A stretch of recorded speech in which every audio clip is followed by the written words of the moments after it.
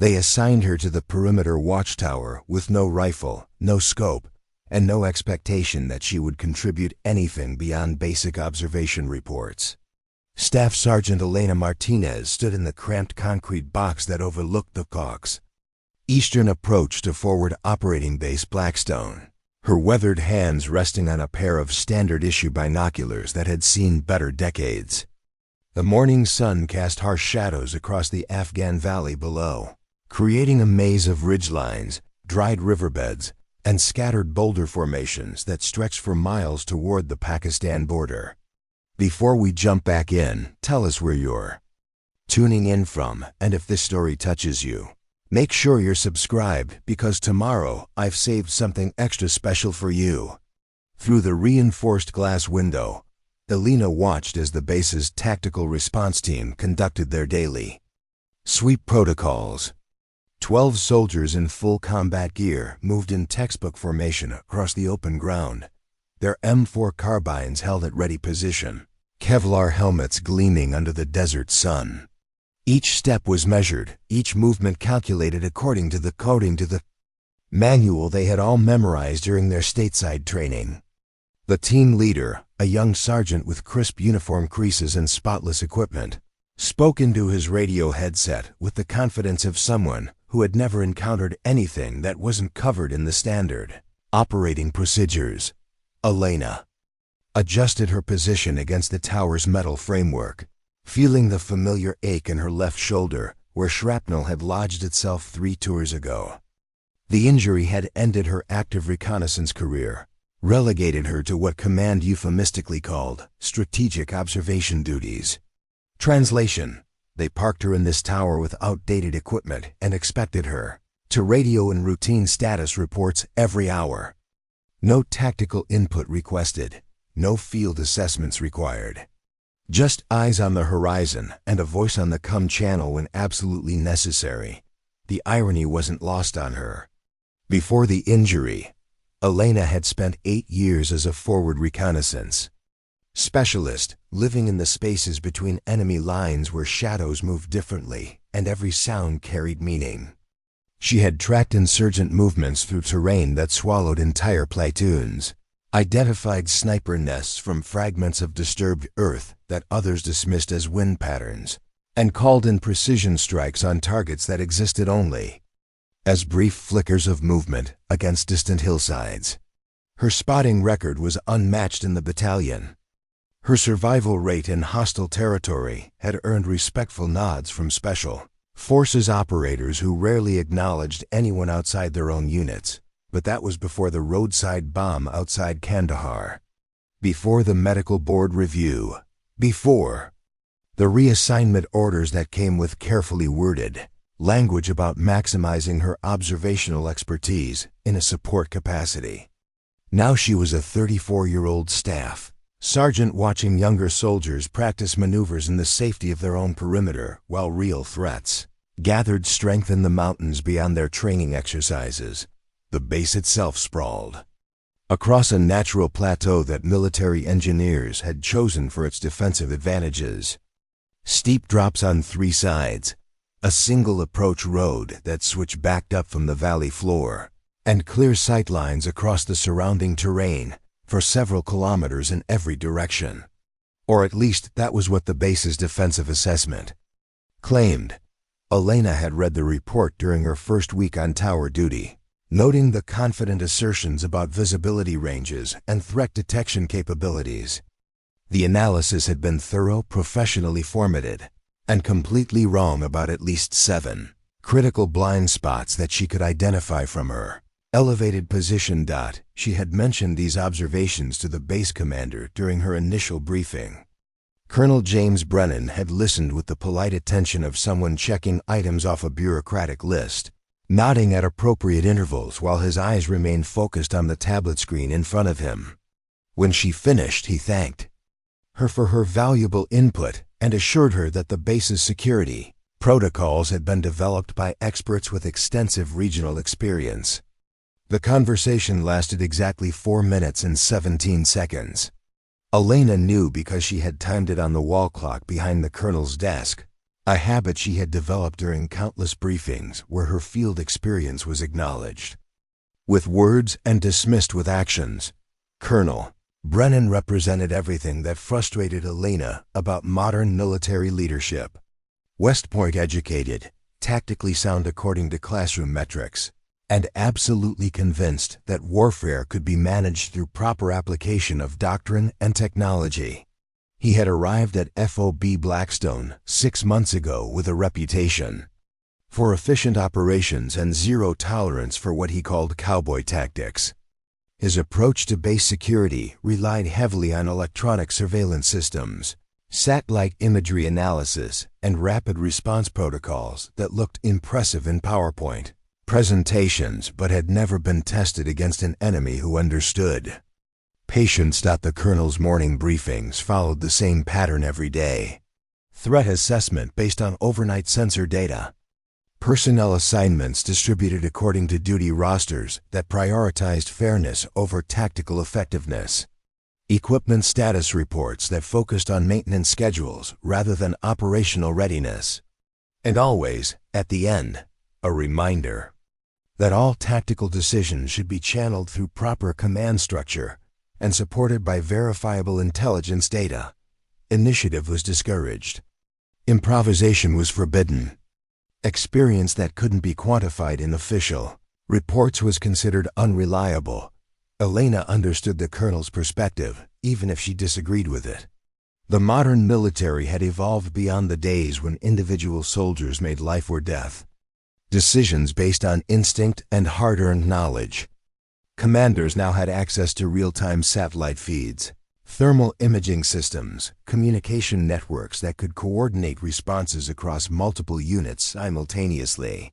Why rely on one person's interpretation of terrain features when you could analyze the same area with multispectral sensors and computer-enhanced targeting systems? The answer, Elena knew, was that technology created its own blind spots. Sensors could be fooled. Satellite imagery could be misinterpreted. Communication networks could be jammed or intercepted.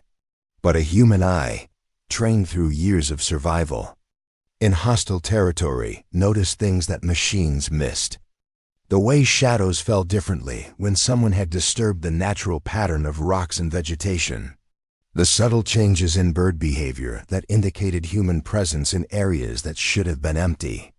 The patience to watch a single spot for hours until movement revealed what was hidden there. From her position in the tower, Elena could see the morning patrol approaching the dried creek bed that marked the halfway point of their route. The team leader raised his hand in the standard halt signal, then knelt to examine his GPS unit while the other soldiers took defensive positions around him. Their formation was textbook perfect, each man covering a designated sector, weapons ready but not aimed at specific targets. They looked professional, competent, prepared for anything the training manuals had taught them to expect. What they didn't see was the way the shadows lay across the rocky outcropping 800 meters to their northeast. Elena had been watching that particular formation for 3 days now, noting how the morning light created specific patterns of darkness between the larger boulders. Yesterday, one of those shadows had been different. Not dramatically, not obviously, but different enough to catch her attention. Today, the same shadow showed a subtle variation in its edges, a slight irregularity that suggested something had been moved or positioned there recently.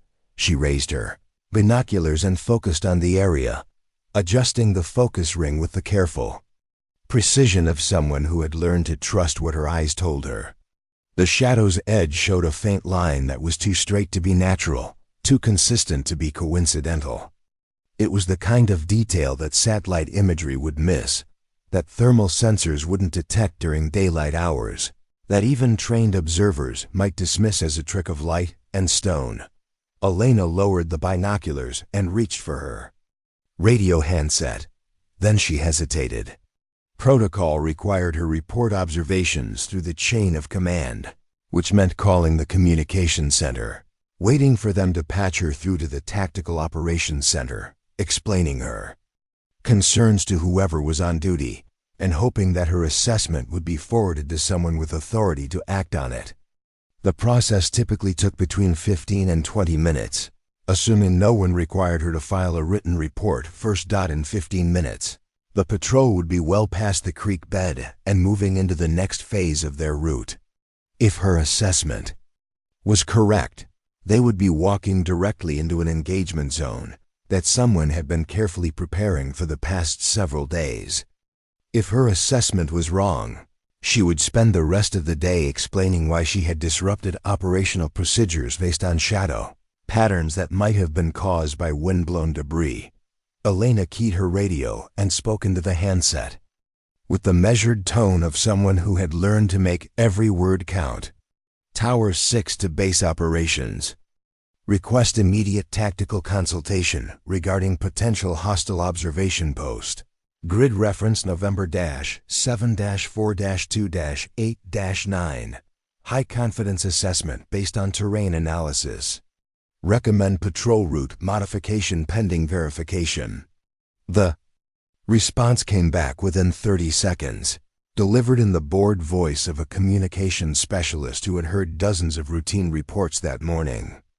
Tower 6, base operations copies your transmission. Submit written assessment to tactical operations for review.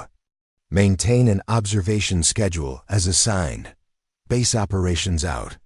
Elena set down the handset and returned her attention to the rocky outcropping. The shadow was still there, still wrong in ways that her experience recognized even when her conscious mind couldn't articulate the specific details. She watched the patrol resuming their movement toward the creek bed, their formation still perfect, their confidence still intact. In 10 minutes, they would be within effective range of whatever was positioned among those rocks. In 12 minutes, they would be exposed on open ground with limited cover options. The morning heat was beginning to build, creating the first thermal currents that would later make long-range observation more difficult. Elena could feel sweat gathering beneath her Kevlar vest, but she kept her binoculars focused on the outcropping. If someone was there, if they were watching the patrol's approach, they would have to make some kind of adjustment as the soldiers moved closer. A slight shift in position to maintain visual contact. A minor repositioning of equipment to account for changing angles. Something that would confirm what her instincts had been telling her for the past 3 days. She didn't have to wait long. At 0847 hours, as the patrol crossed the creek bed and began climbing the gradual slope beyond it, Elena caught a brief flash of reflected light from the outcropping. Not sunlight bouncing off stone, which would have been steady and predictable, but the quick glint of light hitting glass or polished metal. The flash lasted less than a second, but it was enough. Someone was there, watching through optics, adjusting their position to track the patrol's movement. Elena felt the familiar surge of adrenaline that came with confirmed threat identification. The same physiological response that had kept her alive through dozens of reconnaissance missions. The same heightened awareness that had allowed her to spot enemy positions when other soldiers saw only empty terrain. For the first time in months, she was back in her element, using skills that no amount of paperwork could replace. She keyed her radio again, this time with urgency replacing routine protocol. Tower 6 to base operations, immediate tactical. Alert. Confirmed hostile observation post at grid November-7-4-2-8-9. Visual confirmation of optic signature. Patrol team is approaching an effective engagement range. Request immediate route modification and counter-sniper response. The reply came faster this time, but with the same dismissive tone. Tower 6 base operations. No hostile activity detected on sensor array. Patrol is proceeding according to the planned route. Maintain observation and report any confirmed threats through proper channels. Base operations out. Preparing and narrating this story took us a lot of time, so if you are enjoying it, subscribe to our channel. It means a lot to us. Now back to the story. Elena stared at the radio handset for a moment, processing the implications of what she had just heard. The base's electronic surveillance systems had detected nothing. The satellite feeds showed no anomalous activity. The thermal imaging arrays had identified no heat signatures that matched threat parameters. According to every technological resource at the base commander's disposal, the terrain ahead of the patrol was clear of hostile presence, but Alina could see the shadow that was wrong, had witnessed the reflection that shouldn't have been there, and understood with absolute certainty that 12 soldiers were walking into a carefully prepared ambush while their commanders remained convinced that superior technology had rendered human observation obsolete. She lifted her binoculars again and focused on the patrol's position. They were now within 600 meters of the outcropping, moving at a steady pace across ground that offered minimal cover. Their radios were tuned to the command frequency, their trust placed entirely in the electronic systems that were supposed to warn them of danger before it materialized. None of them were scanning the rocky formations ahead with the suspicious intensity that had kept Alina alive during her reconnaissance years. The morning sun climbed higher, and the shadows began to shift. Soon, the distinctive irregularity that had caught Alina's attention would blend into the changing patterns of light and stone, becoming invisible to anyone who hadn't been tracking it for days. The opportunity to act on her assessment was measured in minutes, not hours. In the Tactical Operations Center, she knew that duty officers were monitoring multiple data streams from sensors positioned around the base perimeter. Satellite imagery was being updated every few minutes, showing the patrol's progress as colored icons moving across digital terrain maps.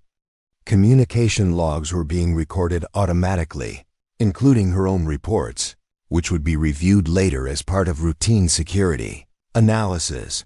What none of those systems could capture was the weight of certainty that came from years of reading terrain like a language, understanding that survival depended on noticing what didn't belong. Alina had developed that skill through necessity, refined it through experience, and maintained it through the kind of persistent observation that couldn't be automated or delegated to machines. Now, watching through her binoculars as the patrol moved closer to danger, she faced a choice that would define not just the next few minutes, but her entire remaining career. Follow protocol and trust that the base's technological superiority would protect soldiers who had never learned to see threats with their own eyes, or act on knowledge that she couldn't prove, couldn't quantify, and couldn't defend in any after-action report that might follow. The outcropping remained silent, its shadows hiding whatever waited there with the patience of those who understood that successful ambushes were measured not in minutes, but in the careful preparation that preceded them. Alina continued to watch, her experience telling her one thing while her radio continued to insist on another, as 12 soldiers approached a moment that would test whether technology could truly replace the kind of knowledge that was earned rather than programmed. The briefing room at FOB Blackstone occupied the center of the command building, its walls lined with digital displays showing real-time feeds from perimeter cameras, weather data, and communication logs from surrounding units. At exactly 0600 hours each morning, the base's key personnel filed according to rank and function. Battalion commanders took seats at the polished table near the front. Company officers arranged themselves in rows behind them. Support staff and specialists lined the walls, standing at attention with tablets and notepads ready for assignments. Alina had attended these briefings for 11 weeks now, always positioned near the back wall between the supply coordinator and the motor pool sergeant. Her presence was noted on the daily roster as Tower Operations Observer, a designation that placed her somewhere between essential personnel and furniture. She listened to tactical assessments, weather forecasts, intelligence updates, and mission assignments without being asked for input or acknowledged as having relevant expertise. Colonel Brennan conducted these sessions with military precision, moving through agenda items at measured intervals while a projector displayed maps, charts, and satellite imagery behind him. His voice carried the authority of someone accustomed to being obeyed without question. Each directive delivered with the expectation that subordinates would implement his decisions exactly as specified. The colonel's background as a logistics officer had served him well in peacetime assignments, where efficiency metrics and resource allocation determined success. But FOB Blackstone existed in a combat zone where textbook solutions often proved inadequate against enemies who didn't follow conventional tactical doctrine. On Elena's third day of tower duty, she had attempted to contribute during one of these briefings.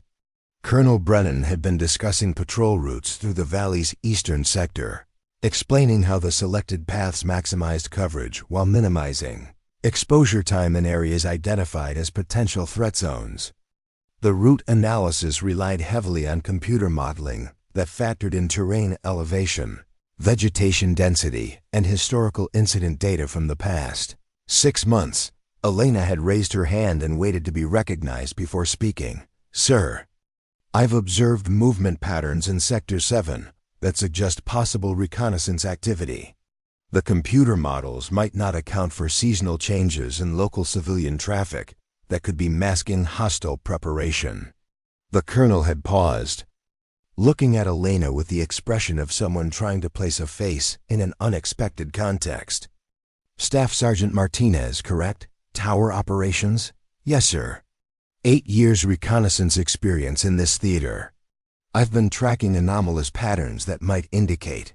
"Thank you, Sergeant. I'm sure your observations are valuable for routine security reports. Captain Rodriguez handles our intelligence analysis." Colonel Brennan had gestured toward a younger officer seated near the front of the room. "Captain, please coordinate with Sergeant Martinez to ensure her observations are properly documented through appropriate channels." Captain Rodriguez had nodded efficiently and made a note on his tablet. The colonel moved on to the next agenda item without further discussion. Elena remained standing for another moment, then lowered her hand and said nothing else for the remainder of the briefing. After the meeting, Captain Rodriguez approached her with the professional courtesy of someone fulfilling an assigned task. He was a recent graduate of the Army's intelligence school, well-versed in data analysis and threat assessment protocols. His assignment to FOB Blackstone represented his first deployment to an active combat zone. "Sergeant Martinez, I understand you have some observations about Sector 7. I'd be happy to review any written reports you'd like to submit. We process all field input through our standard assessment framework." Elena had spent 20 minutes explaining her concerns to the captain, detailing the subtle changes in civilian movement patterns, the appearance of new footpaths in areas that had previously shown no regular traffic, and the positioning of what appeared to be observation posts among the rocky outcroppings that overlooked the valley's main access routes. "Captain." Rodriguez listened attentively, occasionally asking clarifying questions about specific grid coordinates and timelines. When Elena finished, he thanked her for the thorough briefing and assured her that her input would be incorporated into the base's comprehensive threat assessment database. "We use a quantitative analysis system that weights various indicators according to their statistical significance," he explained. "Your observations will be entered into the matrix and evaluated against other data sources. If the combined indicators reach our threshold levels, appropriate alerts will be generated." Elena had submitted 3 detailed reports over the following weeks, each one documenting patterns and anomalies that her experience suggested were worth investigating. Each report had been acknowledged promptly by Captain Rodriguez, who confirmed that her input had been processed through the proper analytical framework. None of her observations had generated alerts or influenced patrol planning. The disconnect between Elena's field experience and the base's technological approach to threat assessment became a source of daily frustration. She could see patterns developing across the valley that suggested coordinated surveillance and preparation activities, but her warnings were filtered through computer algorithms designed to minimize false positives. The system prioritized confirmed intelligence over suspicious observations, hard data over intuitive assessment. During her 4th week at the tower, Elena had noticed increased radio traffic on frequencies commonly used by insurgent groups operating in the region. The communications were brief and coded, but their timing corresponded with visual observations of movement in areas that should have been empty. She documented the correlation and submitted another report, this time recommending enhanced monitoring of specific sectors during particular time windows. The response came back 2 days later in the form of a polite email from Captain Rodriguez. The intelligence analysis had determined that the radio traffic represented normal background communications from civilian sources. Satellite imagery of the areas Elena had identified showed no structures or equipment that matched known threat signatures. Her concerns had been noted for future reference, but no immediate action was warranted. Elena printed the email and added it to a growing folder of similar responses. Each dismissal was professionally worded and tactfully delivered, but the cumulative effect was clear. Her expertise was tolerated rather than valued. Her assessments treated as well-intentioned, but ultimately unreliable input from someone whose experience preceded the current generation of surveillance technology. The tower itself reinforced Elena's isolation from the base's operational decision-making process. The concrete structure had been built during the initial construction phase, designed to provide elevated observation of the surrounding terrain. But as the base's security systems evolved, the tower's role had diminished. Automated sensors now provided continuous monitoring of approach routes. Satellite feeds offered real-time imagery of potential threat areas. Communication intercepts captured and analyzed radio traffic more efficiently than human operators. Elena's daily routine consisted of 4-hour shifts scanning the horizon through binoculars, recording weather conditions, and filing hourly status reports that confirmed what electronic systems had already detected and analyzed. Her position description emphasized the importance of human observation as a backup to technological systems, but the reality was that her reports rarely influenced tactical decisions. Other personnel at the base treated Elena with the respectful distance accorded to someone whose role was unclear, but whose rank demanded acknowledgement. Junior enlisted soldiers saluted her appropriately, but rarely initiated conversations. Officers nodded politely when they encountered her in the mess hall or during shift changes, but their interactions remained superficial. She existed in the social space reserved for specialists whose expertise was too narrow to be broadly relevant. Master Sergeant David Chen, who supervised the base's communications center, had been one of the few personnel willing to engage Elena in substantive discussions about her observations. Chen had completed 3 previous deployments in Afghanistan and understood the limitations of technology-dependent security protocols. During their conversations, he expressed sympathy for Elena's frustration while explaining the institutional pressures that drove decision-making at FOB Blackstone. The colonel's under constant pressure from brigade headquarters to demonstrate measurable improvements in operational efficiency, Chun had explained during one of their informal discussions. Everything has to be quantified, documented, and justified through statistical analysis. Your kind of experience doesn't translate well into PowerPoint presentations. Chun's observation highlighted the broader challenge facing experienced soldiers, like Elena, in an increasingly bureaucratized military structure. Knowledge gained through years of fieldwork was difficult to codify in formats that satisfied administrative requirements. Intuitive threat assessment couldn't be reduced to spreadsheet entries or algorithmic formulas. The ability to recognize patterns in enemy behavior developed through survival-focused observation didn't generate the kind of verifiable data that modern commanders expected to support their decisions. Elena's marginalization extended beyond official channels into the informal social networks that bound military units together. During off-duty hours, Personnel gathered in common areas to discuss shared experiences, compare stories from previous deployments, and maintain the connections that made isolated duty assignments bearable. These conversations often focused on tactical challenges, equipment modifications, and lessons learned from recent operations. Elena participated in discussions when invited, but her contributions were received with polite interest rather than genuine engagement. Her stories about reconnaissance missions conducted before the current technological infrastructure existed seemed antiquated to soldiers whose experience was shaped by GPS navigation, digital communication systems, and computer-assisted target identification. The skills that had defined her military career appeared increasingly irrelevant in an operational environment where individual initiative was subordinated to systemic coordination. Lieutenant Colonel Sarah Thompson, the base's executive officer, had attempted to address Elena's situation during a personnel review conducted 6 weeks after her arrival. Thompson was a career infantry officer who understood the value of experienced NCOs and recognized the institutional risk of wasting proven expertise. Sergeant Martinez, I've reviewed your service record and your recent assignment to tower operations. I want to ensure we're making optimal use of your reconnaissance background. Are there ways we could better integrate your experience into our current security protocols?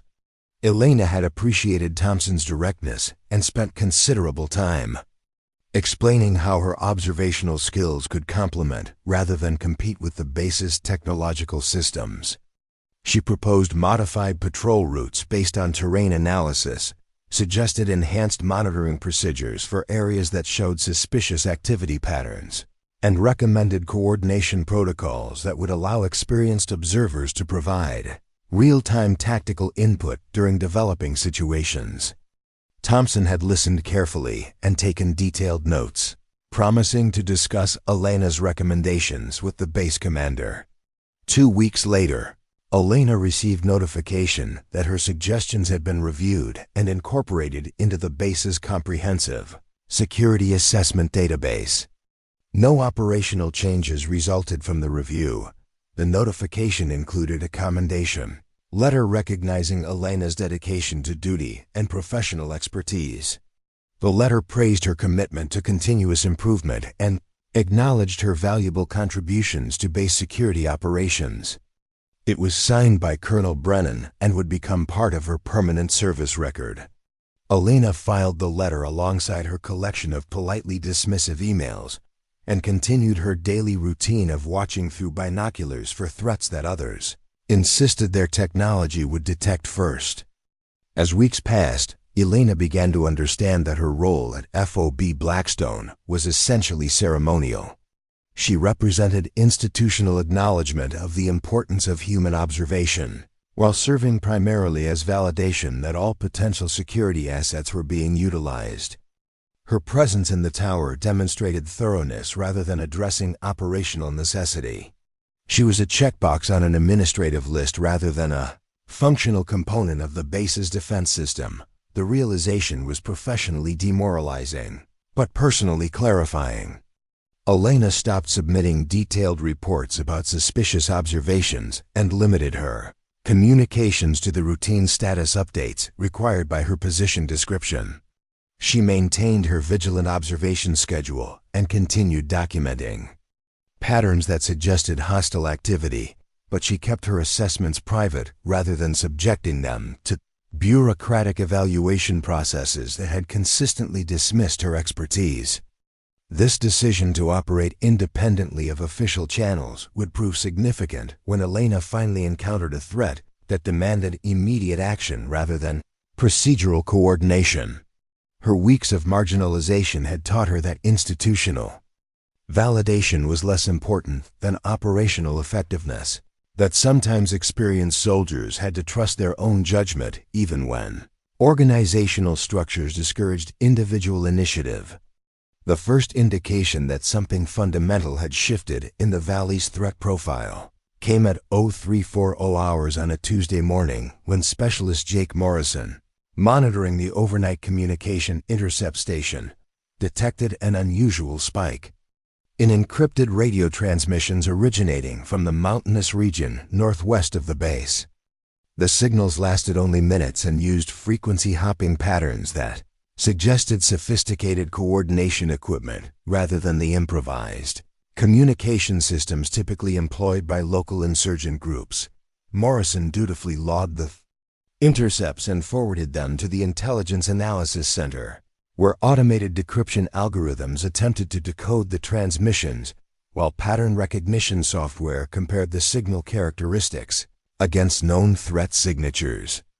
In the database, the initial analysis indicated possible coordination activity between multiple units, but the encryption proved resistant to standard decryption protocols. The signals were classified as anomalous but indeterminate and filed for further review during regular business hours.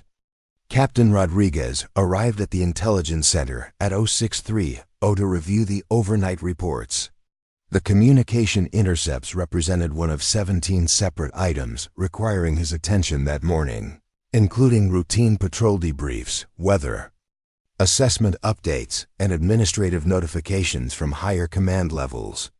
Rodriguez spent 12 minutes analyzing the signal data, cross-referencing it with recent satellite imagery of the transmission origin areas and checking for correlation with other intelligence indicators. The satellite feeds showed no unusual activity in the mountainous terrain where the signals had originated. Thermal imaging detected no heat signatures that suggested large-scale troop movements or equipment positioning. Historical data indicated that the area had been inactive for the past 3 months, with no confirmed hostile presence since a small insurgent cache had been discovered and destroyed during a routine sweep operation in early spring. Rodriguez concluded that the transmissions likely represented test communications from coalition forces operating in adjacent sectors, or possibly interference from civilian equipment that had been misidentified by the automated monitoring systems. He classified the incident as routine background noise and moved on to review intelligence reports from other regional bases that indicated more pressing security concerns requiring immediate attention. What Rodriguez's analysis had missed was the sophisticated planning methodology that sophisticated insurgent groups had developed to exploit exactly these kinds of technological blind spots. The communication intercepts represented coordination signals for an operation that had been developing over a period of months, using patience and careful preparation to avoid detection by electronic surveillance systems designed to identify immediate threats rather than long-term strategic development. Elena had been tracking elements of this preparation activity for weeks without realizing she was observing components of a larger operational plan. Her daily observations from the tower had documented subtle changes in civilian movement patterns, the gradual repositioning of what appeared to be supply caches in remote locations, and the establishment of observation posts in terrain features that offered excellent sightlines toward the base's primary approach routes. Each individual observation would have appeared insignificant when analyzed in isolation. A few extra footprints along a seldom-used mountain path could indicate anything from shepherds moving livestock to hikers seeking alternate routes through difficult terrain. The appearance of new stone arrangements near ridge lines might represent boundary markers, shelter construction, or simply the random effects of weather and erosion. The occasional glint of reflected light from distant locations could be explained by discarded metal debris, water puddles, or natural mineral formations, but Elena's reconnaissance experience had taught her to recognize patterns that emerged when individual anomalies were considered as components of larger tactical preparations. She understood how patient adversaries established infrastructure gradually, positioning assets and personnel over extended periods to avoid triggering the detection thresholds built into automated surveillance systems. Her private notes, maintained in a small notebook that she carried during tower shifts, documented a constellation of observations that suggested coordinated preparation activity across multiple locations throughout the valley.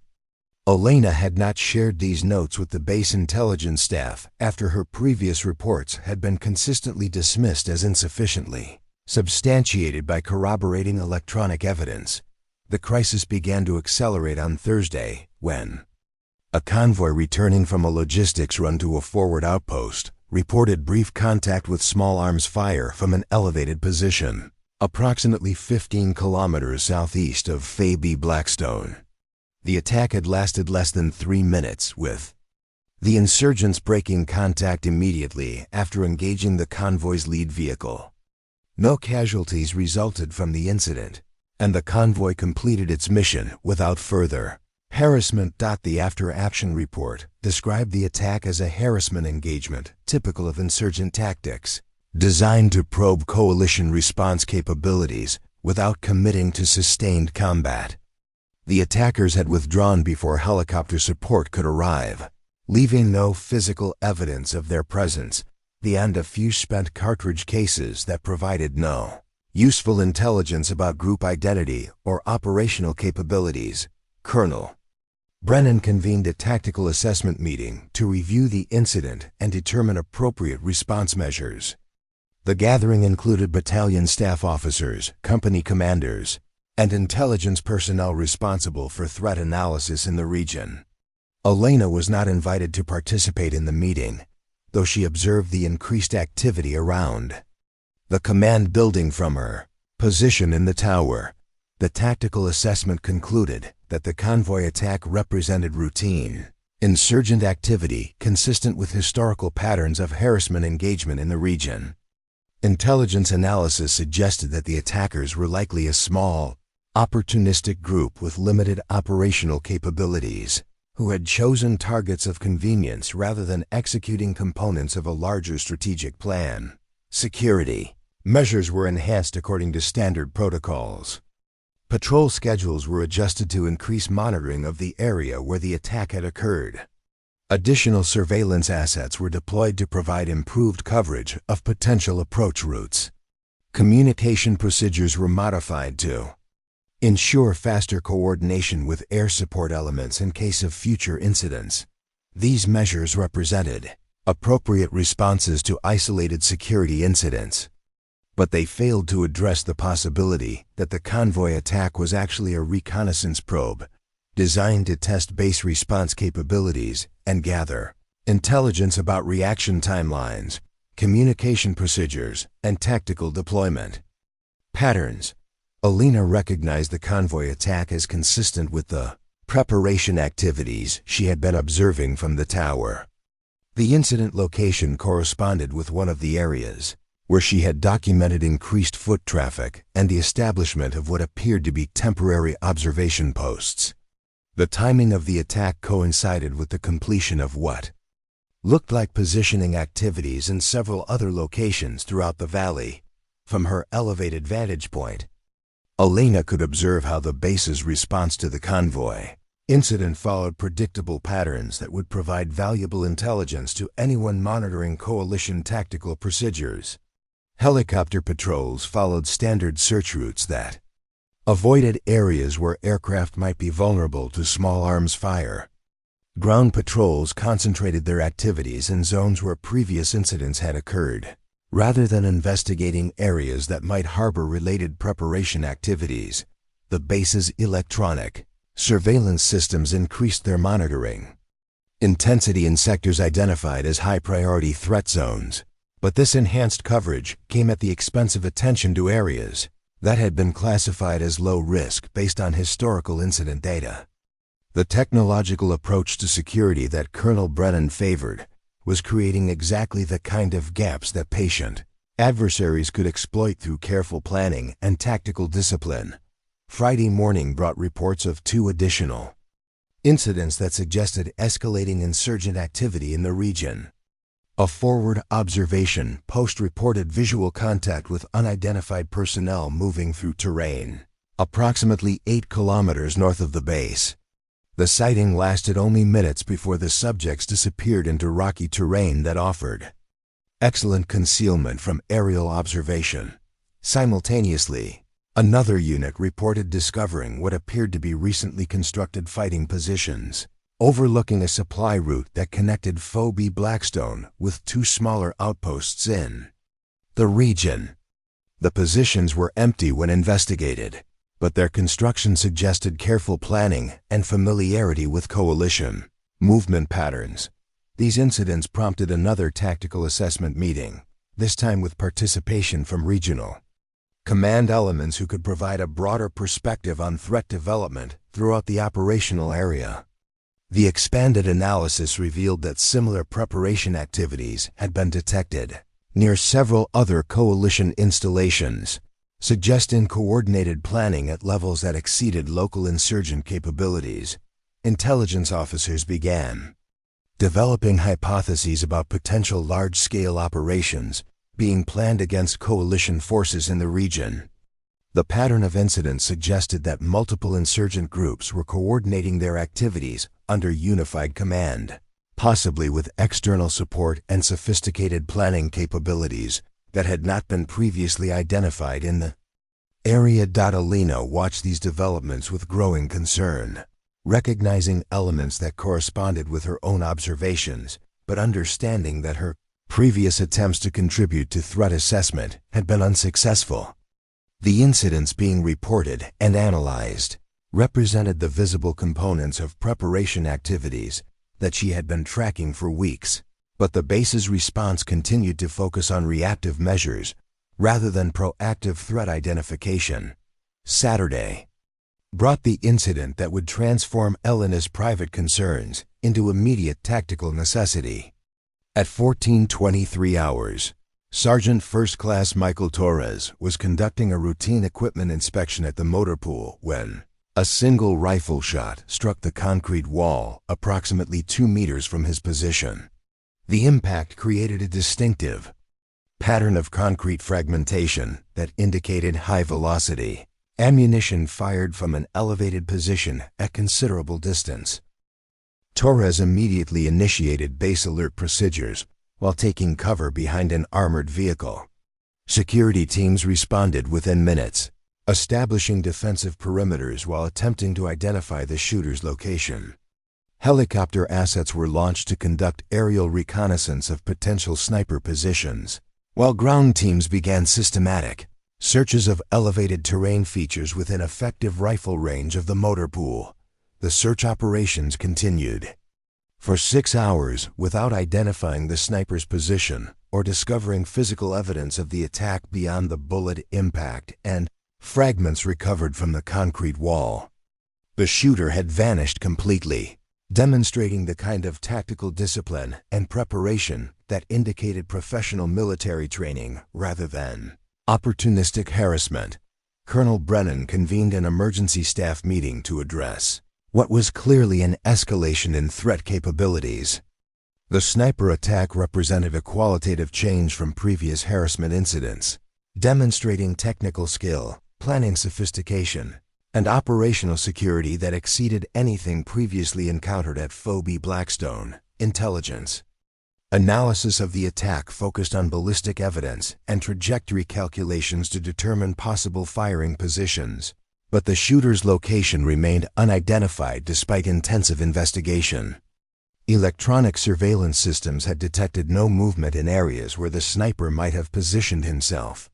Thermal imaging had revealed no heat signatures that corresponded with human presence in potential firing positions.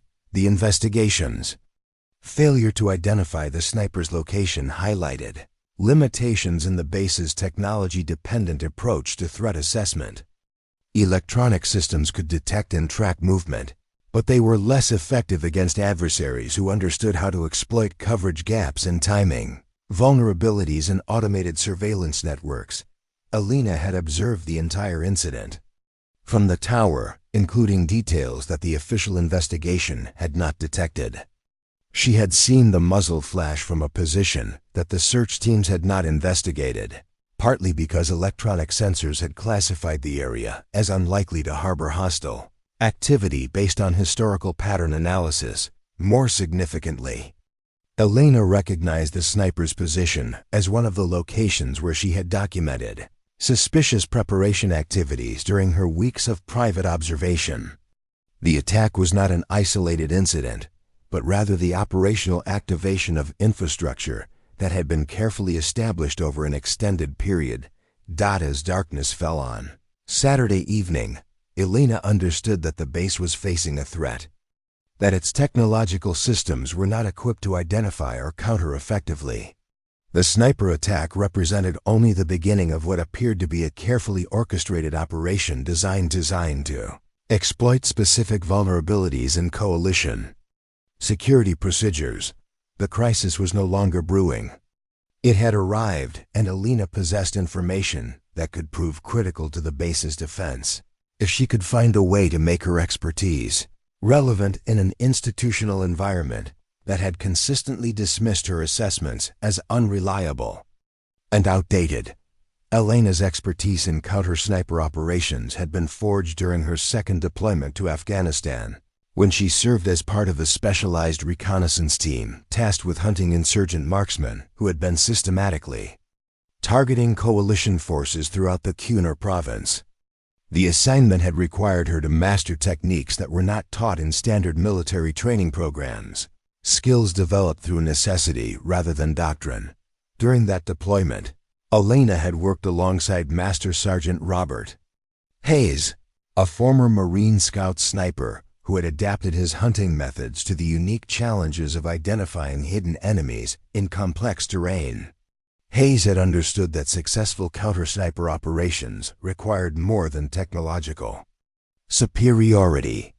They demanded intimate knowledge of how professional marksmen selected positions, prepared firing sites, and executed tactical withdrawals without detection. Under Hayes' mentorship, Elena had learned to read terrain from a sniper's perspective, identifying locations that offered optimal shooting positions while providing concealment and escape routes. She studied the psychology of patient hunters who might wait for hours or days before taking a single shot, understanding how their decision-making processes differed from conventional infantry tactics that emphasized rapid movement and sustained engagement. The training had been informal but intensive. Hayes had taken Elena to mountainous regions throughout the province, teaching her to recognize subtle signs that indicated human presence in areas that appeared empty to casual observation. She learned to identify firing positions by analyzing sightlines, vegetation disturbance, and the micro-terrain features that professional marksmen favored for their operational advantages. Most importantly, Elena had learned to think like a sniper, understanding the methodical planning that preceded successful engagements. Professional marksmen selected targets based on tactical value rather than opportunity. They established primary and alternate firing positions, prepared withdrawal routes, and coordinated their activities with supporting elements that provided security and intelligence. This knowledge had proven invaluable during 6 months of counter-sniper operations in some of Afghanistan's most dangerous terrain. Elena's team had successfully identified and neutralized 12 insurgent marksmen, including several who had been responsible for multiple coalition casualties. Her success rate had been attributed to her ability to predict sniper behavior rather than simply reacting to their attacks. The techniques Elena had mastered were not documented in official military manuals because they relied heavily on intuitive analysis that could not be reduced to standardized procedures. Each counter-sniper operation required adaptation to specific terrain, weather conditions, and enemy capabilities.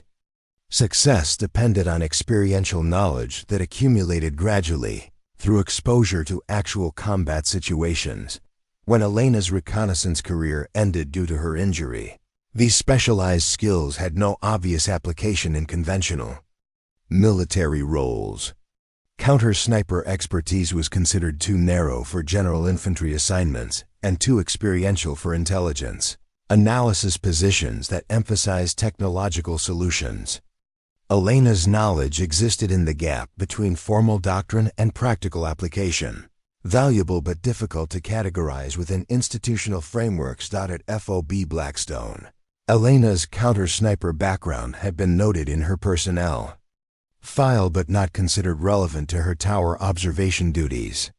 Colonel Brennan's technology-focused approach to base security relied on electronic detection systems that were assumed to be superior to human-based threat identification methods. The possibility that Elena possessed specialized knowledge applicable to current security challenges had not been recognized or explored. Elena had not volunteered information about her counter-sniper experience during her interactions with base personnel because previous attempts to contribute her expertise had been consistently dismissed. She understood that institutional cultures often resisted input that contradicted established procedures, particularly when that input came from individuals whose roles were considered peripheral to primary operational functions. However, Elena had continued to apply her counter-sniper knowledge during her tower observations, analyzing the surrounding terrain from the perspective of someone seeking to engage targets within the base perimeter. This analysis had revealed numerous potential firing positions that were not adequately covered by the base's electronic surveillance systems, locations where patient marksmen could establish concealed positions and engage selected targets without immediate detection. The rocky outcropping that Elena had been monitoring for days represented exactly the kind of position that professional snipers favored for long-term operations. The location offered excellent visibility of the base's primary activity areas, multiple concealment options that would defeat electronic detection systems, and terrain features that provided both cover from return fire and concealed withdrawal routes. Elena's assessment of the position was based on criteria that Hayes had taught her to recognize during their counter-sniper operations. The location-controlled key terrain that any professional marksman would identify as tactically valuable. The natural rock formations provided optimal concealment for equipment and personnel. The elevation and distance from potential targets fell within the engagement envelope of modern sniper weapon systems. Most critically, the position demonstrated the kind of careful preparation that characterized professional sniper operations, rather than opportunistic attacks. Elena had observed subtle modifications to the natural terrain that suggested deliberate positioning of equipment and materials. The changes were minimal but consistent with the methodical approach that experienced marksmen used to establish effective firing positions. Elena's private notes contained detailed analysis of 17 potential sniper positions within effective range of FOB Blackstone, based on her application of counter-sniper assessment criteria to the terrain surrounding the base. Each location had been evaluated for tactical advantages, concealment characteristics, and accessibility factors that would influence a professional marksman's selection criteria. The notes also included Elena's assessment of likely target priorities based on her understanding of insurgent tactical objectives. Rather than random harassment, professional snipers typically focused on high-value targets that would achieve maximum psychological impact while demonstrating technical capability. Leadership personnel, critical equipment operators, and symbolic targets often received priority in carefully planned sniper campaigns. Elena had cross-referenced her target priority assessment with daily activity patterns around the base, identifying times and locations where valuable targets would be most vulnerable to sniper engagement. Her analysis suggested that motor pool operations, aircraft maintenance activities, and command building entry points represented particularly attractive target areas for professional marksmen seeking maximum tactical impact. This analysis had enabled Elena to predict general parameters of sniper activity before the actual attack occurred, though she had not anticipated the specific timing or target selection that characterized Saturday's incident. Her counter-sniper knowledge had provided early warning indicators that base security systems had not detected, but institutional barriers had prevented her from communicating these assessments effectively. The failure to utilize Elena's specialized knowledge represented a broader challenge facing Military organizations that had become increasingly dependent on technological solutions for complex tactical problems. Specialized human expertise, particularly knowledge gained through direct combat experience, often existed outside formal institutional frameworks that prioritize standardized procedures over individual competence. Elena understood that her counter-sniper knowledge could provide critical advantages in identifying and neutralizing the threat that FOB Blackstone was facing. But she also recognized the practical difficulties of inserting specialized expertise into command structures that were not designed to accommodate unconventional input. Her previous attempts to contribute her knowledge had demonstrated the institutional resistance to information that did not conform to established analytical frameworks. The current crisis, however, had created conditions where Elena's specialized knowledge might overcome institutional resistance through demonstrated practical value. The base's electronic surveillance systems had failed to identify the sniper's position despite intensive search operations. Conventional threat assessment methods had not predicted the attack or provided effective countermeasures. The technological advantages that Colonel Brennan favored had proven inadequate against an adversary who understood their limitations. Elena's counter-sniper expertise offered alternative analytical approaches that could compensate for technological blind spots. Her ability to think from a marksman's perspective could help identify firing positions that electronic systems had missed. Her understanding of sniper psychology could predict likely tactical choices that would inform effective countermeasures. The challenge was finding a way to make this expertise relevant within command structures that had consistently dismissed her input as unreliable or outdated. Elena needed to demonstrate the practical value of her knowledge in ways that would overcome institutional skepticism and enable effective application of specialized skills to current tactical problems. The opportunity to prove her expertise would come sooner than Elena anticipated, as the sniper threat continued to develop in ways that would challenge the base's conventional response capabilities. The attack on Sergeant Torres had been only the beginning of a campaign designed to exploit specific vulnerabilities in FOB Blackstone's security procedures, vulnerabilities that Elena's counter-sniper knowledge had already identified, but that institutional barriers had prevented her from addressing. Elena's unique understanding of professional sniper operations would soon become the critical factor in determining whether the base could effectively counter a threat that its technological systems could not identify or predict. Her forgotten knowledge, marginalized by institutional preferences for standardized solutions, would prove essential for protecting soldiers whose lives depended on expertise that existed outside formal doctrine. The irony was not lost on Elena that her most valuable military skills had been considered irrelevant until circumstances demonstrated their necessity. The counter-sniper knowledge that had saved lives during her reconnaissance career remained as applicable as ever, but institutional recognition of its value would require dramatic proof that conventional approaches were insufficient for current challenges.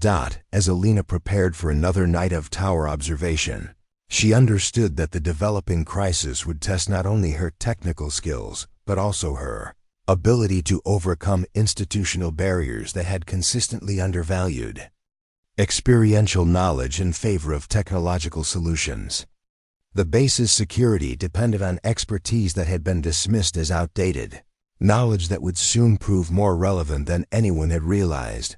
The sniper was still out there, patient and professional, planning the next phase of an operation that would challenge everything FOB Blackstone thought it knew about threat detection and response. Elena possessed the knowledge necessary to counter this threat, but first she would have to find a way to make her expertise matter in an institutional environment that had consistently chosen technology over experience. Sunday morning would bring the test that would determine whether Elena's forgotten knowledge could overcome institutional resistance in time to prevent a catastrophe that conventional security measures were powerless to stop.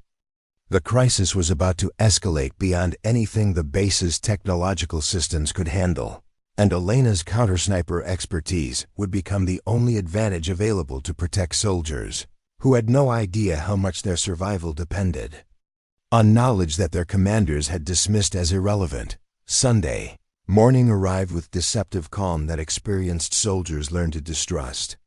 The valley lay shrouded in pre-dawn mist that would dissipate within hours, revealing terrain features with the crystal clarity that made long-range marksmanship both possible and devastating.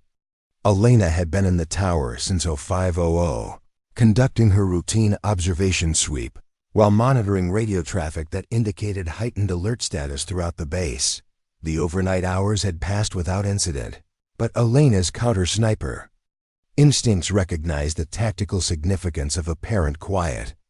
Professional marksmen often used periods of reduced activity to establish final positioning, conduct target reconnaissance, and coordinate timing with supporting elements.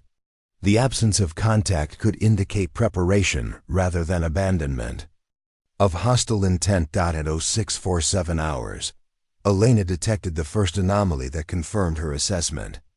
Through her binoculars, she observed a subtle disturbance in the vegetation pattern, approximately 30 meters downslope from the rocky outcropping she had been monitoring. The change was minimal, a slight flattening of grass that could have been caused by wind, animal movement, or natural settling. But the disturbance created a straight line that was inconsistent with organic growth patterns. Elena adjusted her binocular focus and studied the area with the systematic approach that Master Sergeant Hayes had taught her during their counter-sniper operations. Professional marksmen created approach routes that minimized their visual signature while providing access to predetermined firing positions. These routes often required minor modifications to natural terrain that would be invisible to casual observation but recognizable to trained counter-sniper personnel. The vegetation disturbance represented exactly the kind of pathway preparation that indicated recent human activity in an area that should have been undisturbed. Elena documented the observation in her private notebook, adding it to the pattern of indicators that suggested active sniper preparation in the immediate vicinity of FOB Blackstone. 20 minutes later, Elena detected the second confirmation. A brief reflection of sunlight from the outcropping shadowed recesses, lasting approximately 2 seconds before disappearing. The reflection had the characteristics of light hitting optical glass rather than natural rock surfaces or metal debris. Someone was using magnified optics to observe the base from a concealed position, exactly as Elena's analysis had predicted. Elena reached for her radio handset, then hesitated. Her previous attempts to report suspicious observations had been filtered through administrative processes that diluted urgent tactical information into routine security notifications. The base's communication protocols required her to contact the operations center, explain her observations, wait for verification procedures, and hope that someone with tactical authority would recognize the significance of her assessment. The process typically consumed 15 to 20 minutes, during which any immediate threat could complete its preparation and execute its mission. Elena understood that professional snipers operated on precisely planned timelines that accounted for target movement patterns, security response capabilities, and environmental factors that influenced shooting conditions. Instead of following standard communication procedures, Elena made a tactical decision based on her counter-sniper experience. She opened her notebook to the page containing her analysis of potential firing positions around the base and cross-referenced the outcropping's location with her assessment of likely target areas and optimal engagement windows. According to Elena's analysis, the outcropping provided excellent visibility of the base's helicopter landing zone, which would become active within the next hour as morning supply flights arrived from regional headquarters. The landing zone represented a high-value target area where aircraft, ground crews, and passengers would be concentrated in predictable patterns that professional marksmen could exploit for maximum tactical impact.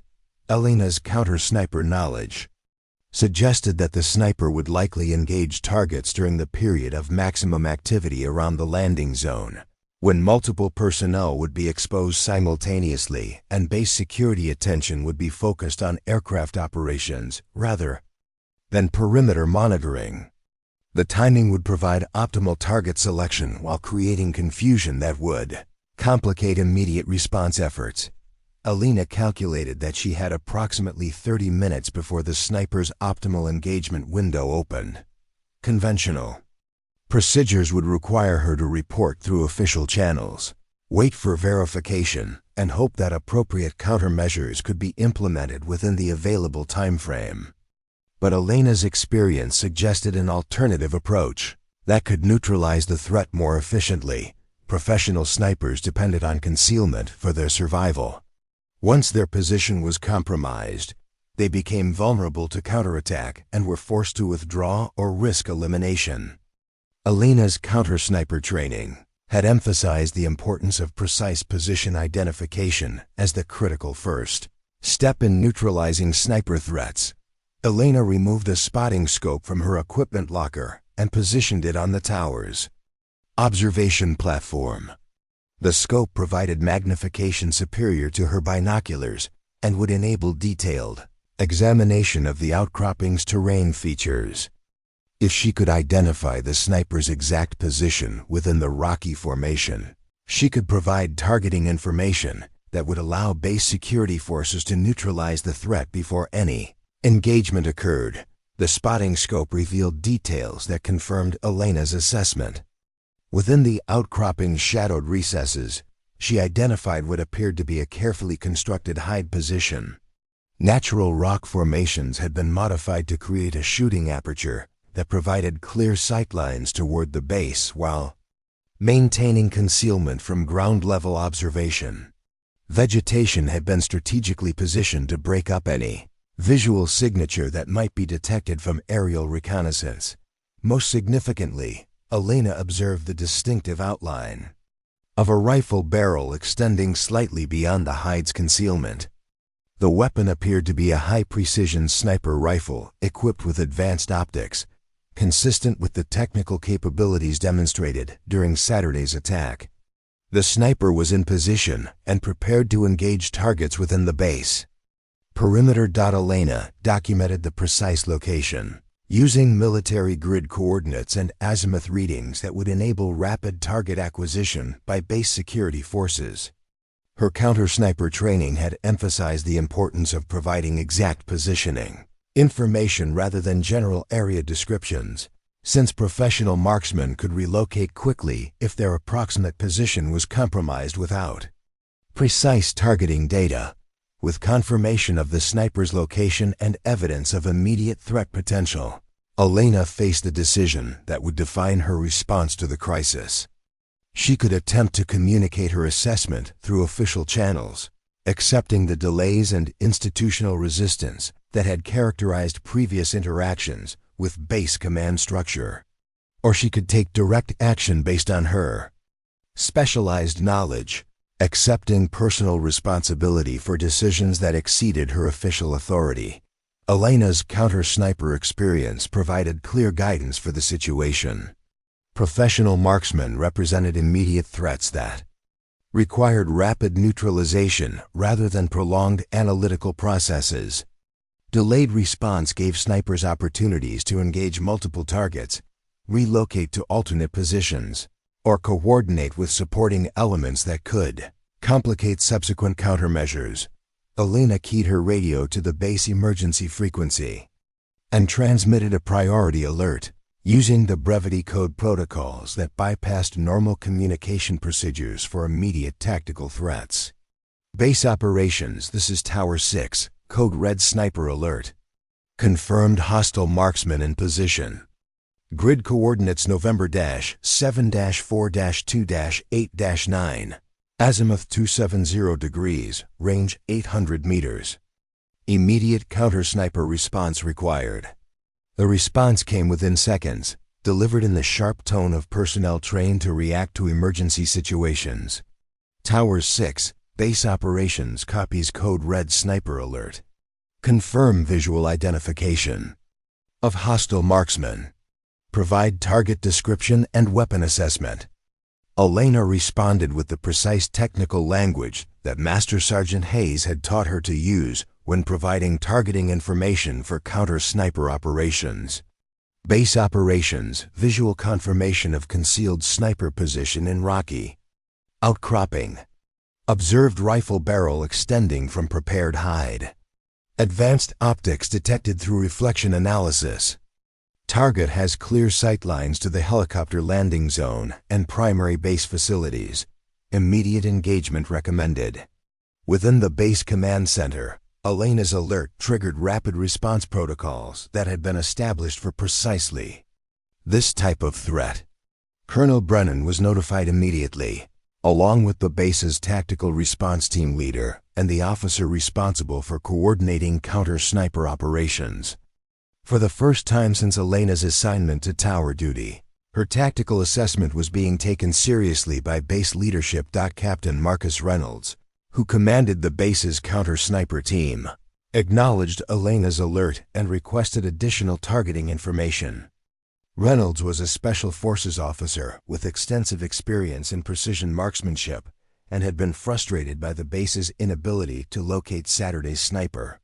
Elena's detailed position report provided exactly the kind of actionable intelligence that his team needed to execute effective countermeasures. Tower 6 Sniper Team Leader.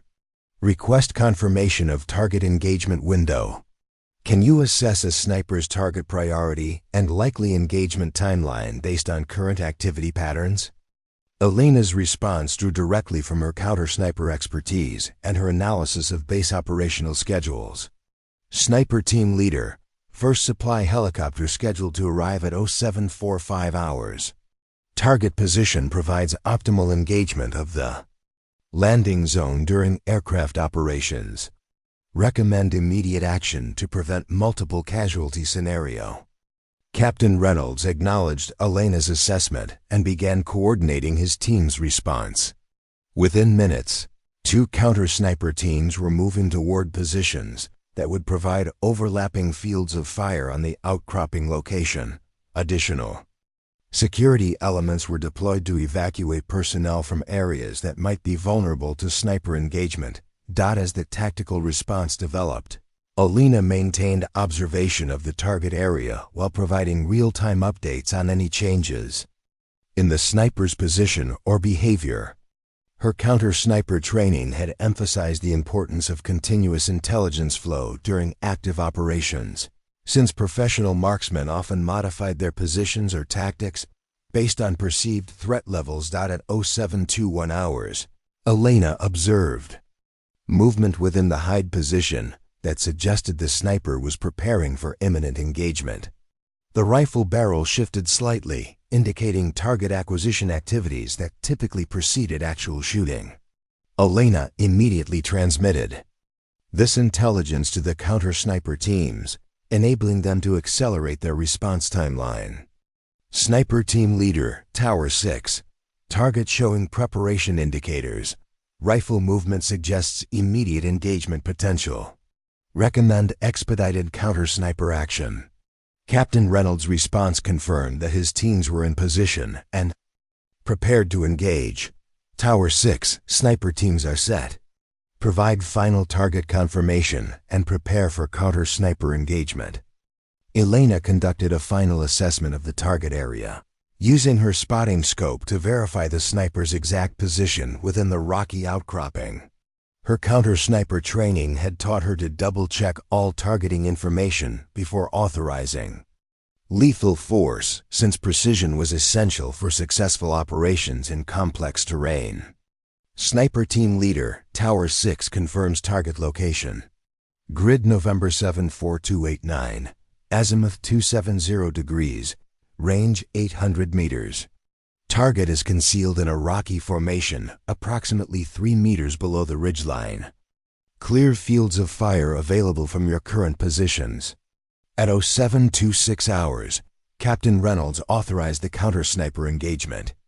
2 simultaneous precision shots struck the outcropping within seconds of each other, neutralizing the threat before any engagement of base personnel could occur. Elena's identification of the sniper's position had enabled successful countermeasures that prevented potential casualties among soldiers who had no knowledge of the threat they had been facing. The immediate crisis was over, but Elena understood that her decisive action had fundamentally changed her relationship with base command structure. For the first time since her assignment to tower duty, her specialized knowledge had been recognized as operationally valuable rather than administratively inconvenient. Her counter-sniper expertise had proven essential for protecting the base against threats that conventional security measures had failed to detect or neutralize. Elena's forgotten knowledge had finally found its proper application, demonstrating that experiential expertise remained relevant despite institutional preferences for technological solutions.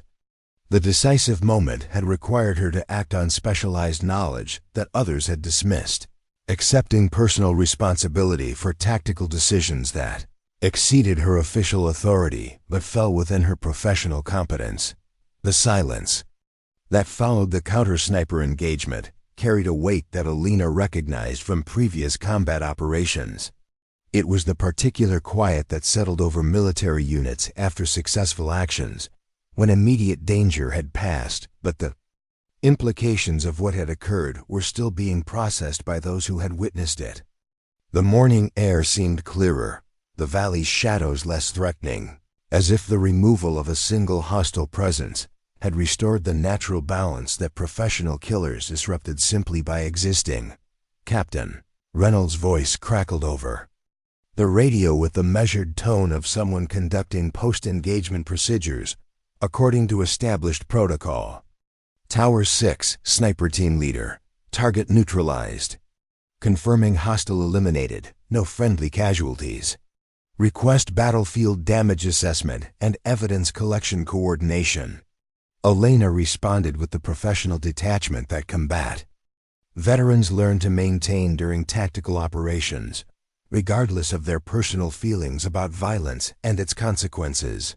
"Sniper Team Leader, Tower 6 copies target neutralized. Maintaining overwatch for potential secondary threats. Standing by for damage assessment coordination." But even as Elena delivered her routine acknowledgement, she understood that the successful resolution of the sniper threat represented more than a tactical victory. Her precise identification of the hostile position had prevented what could have been a devastating attack on unsuspecting personnel. The morning supply helicopter, scheduled to arrive within minutes of the engagement, would have presented multiple high-value targets concentrated in a predictable location. Without her intervention, the sniper's carefully planned operation might have resulted in numerous casualties among soldiers who had no knowledge of the threat they were approaching. Within 15 minutes of the engagement, a helicopter carrying Colonel Brennan and senior staff officers departed from the base landing zone toward the neutralized sniper position. Elena watched through her spotting scope as the aircraft landed near the rocky outcropping, disgorging personnel who began immediate examination of the engagement site. The colonel's presence indicated that base leadership recognized the significance of what had occurred, though Elena had no illusions about receiving credit for her contribution to the operation's success. 45 minutes later, Colonel Brennan's helicopter returned to FOB Blackstone, carrying evidence that would transform Elena's theoretical assessments into documented tactical intelligence. The sniper's equipment included advanced precision rifles, sophisticated optical systems, communication devices, and detailed reconnaissance materials that confirmed the professional nature of the threat. Elena had identified Staff Sergeant Marcus Williams, who served as the base's senior intelligence analyst, arrived at Elena's tower at 0930 hours, carrying a case file containing photographs and preliminary analysis of the evidence recovered from the sniper position. Williams had worked with Elena during her initial assignment briefings, but had shown little interest in her previous attempts to contribute intelligence assessments to base security operations. "Sergeant Martinez," Williams began, his tone carrying a respect that had been absent from their previous interactions. Colonel Brennan asked me to brief you on what we found at the engagement site. Your position identification was more accurate than anyone realized. Williams opened the case file and displayed photographs showing the sophisticated hide position that the sniper had constructed among the rocky formations. The images revealed professional-grade camouflage materials, carefully engineered shooting, positions and equipment caches that indicated long-term preparation rather than opportunistic positioning. The hide was virtually invisible from ground level, Williams continued. Satellite imagery from the past 2 weeks shows no indication of construction activity. Thermal sensors detected no heat signatures that would have suggested human presence. If you hadn't identified the exact location from your elevated observation point, we might never have found this position. Elena studied the photographs with the analytical eye that Master Sergeant Hayes had taught her to apply to enemy positions. The sniper's construction demonstrated technical expertise and tactical patience that exceeded the capabilities of typical insurgent groups operating in the region.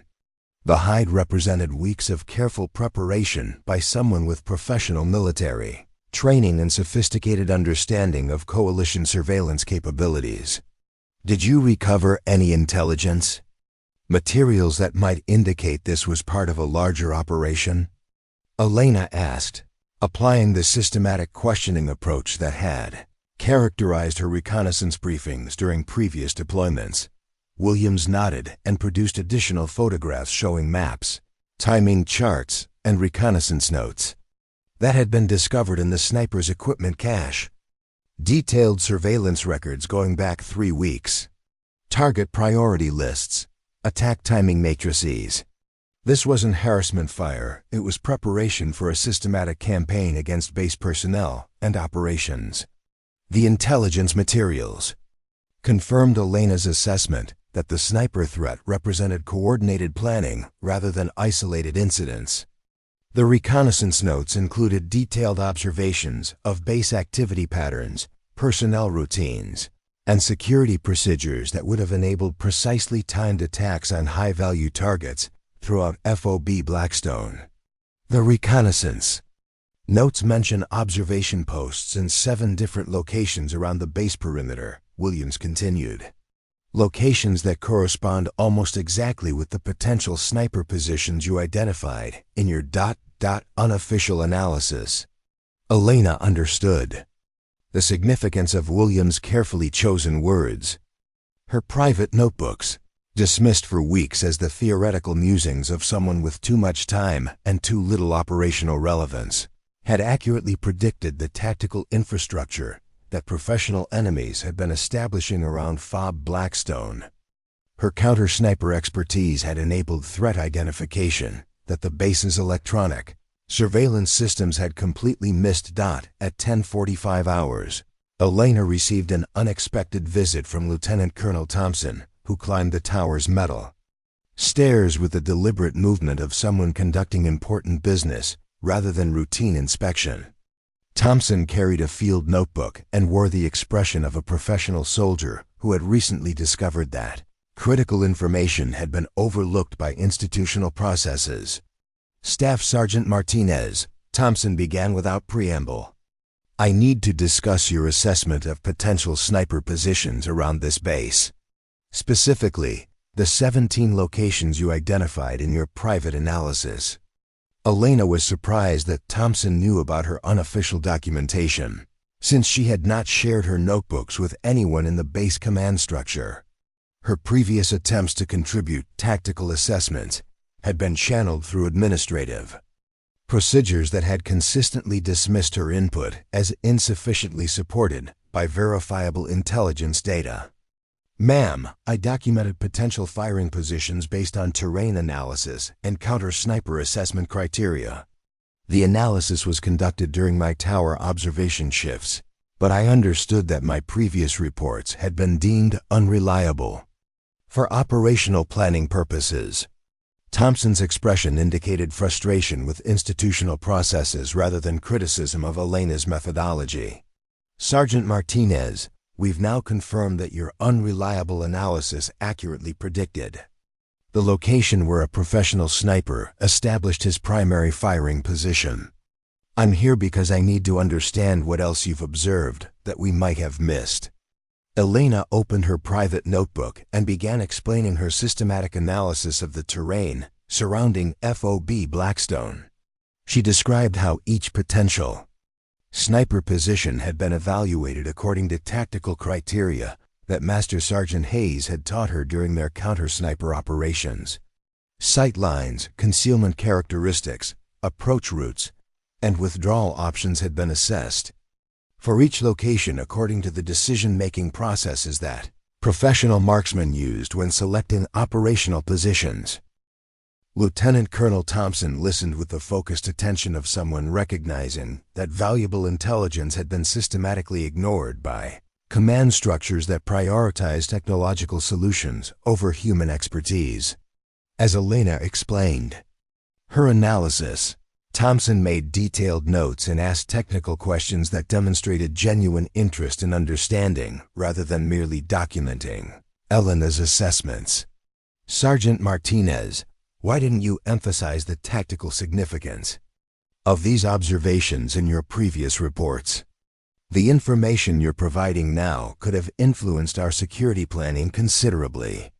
Elena's response reflected the frustration that had accumulated during weeks of institutional dismissal.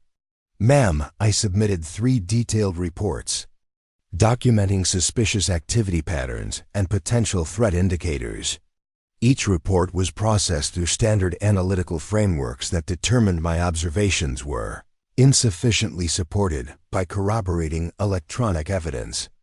I was advised to limit my communications to routine status updates." Thompson closed her field notebook and looked directly at Elena with the expression of someone who had just understood a significant operational failure. "Sergeant Martinez, I'm going to ask you a direct question, and I need a direct answer.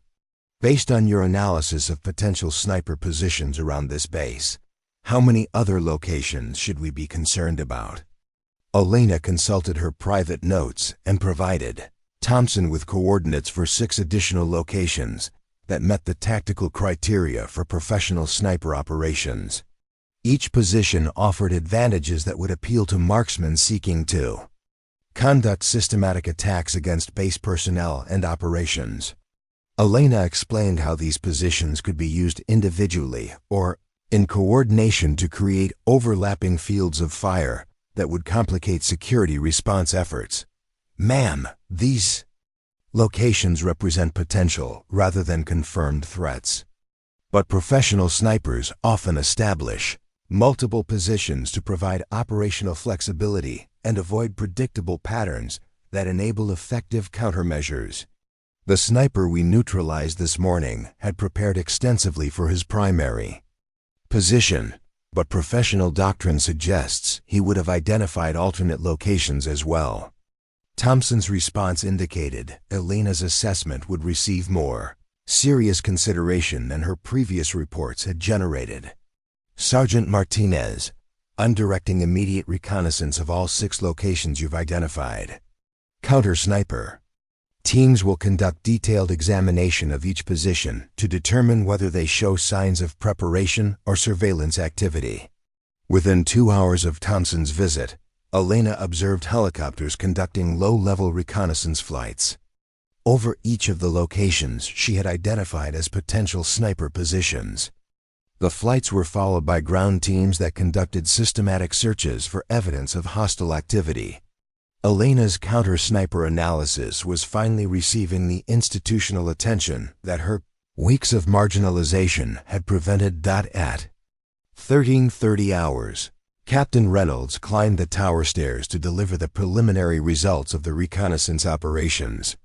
His expression carried the grim satisfaction of someone whose tactical assessment had been validated by subsequent evidence. "Sergeant Martinez, we found preparation activity at 4 of the 6 locations you identified. Concealed observation, posts, equipment caches, and approach routes that suggest coordinated planning for multiple sniper operations.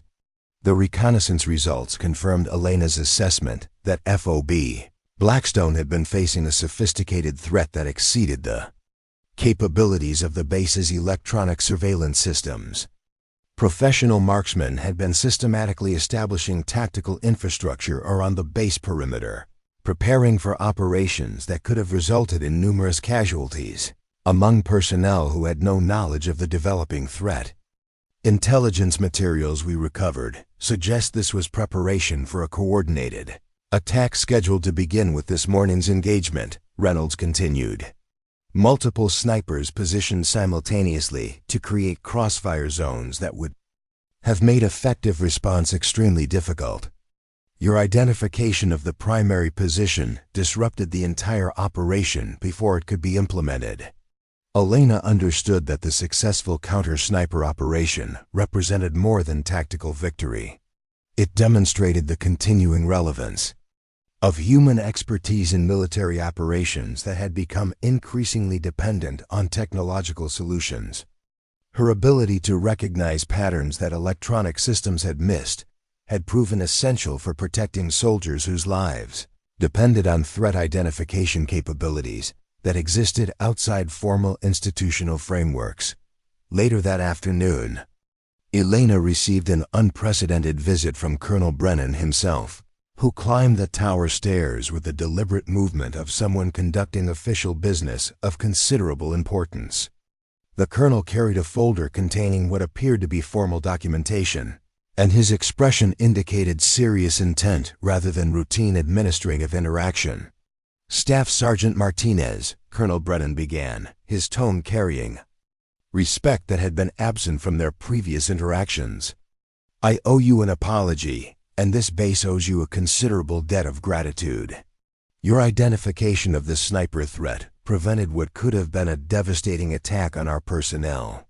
Elena maintained military bearing while processing the unexpected acknowledgement from someone who had consistently dismissed her expertise as irrelevant to modern military operations.